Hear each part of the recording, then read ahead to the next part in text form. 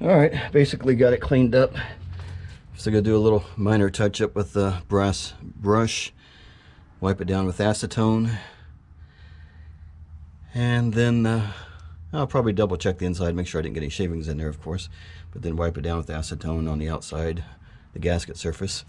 Then I gotta clean up the cover, and then we're ready to rock and roll, put it back together. All right, this is the inside of the cover. Obviously you can see lots of rust here, and this is the inside of the cover. Obviously it shouldn't be there, and we got a lot of rust up here. So this part was not sealing.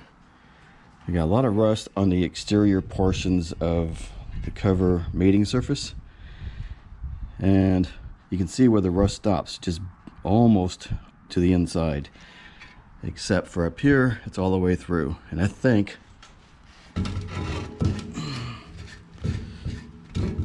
yeah, right here, this area was leaking. How much water? Probably not a lot, but definitely over a long period of time. And the interior, it's rust, and this is just sludge. So if I did have a shop do this 5 years ago, they did the worst job imaginable, or they didn't do it at all. So I'm not positive. But either way, it's going to get done correctly this time.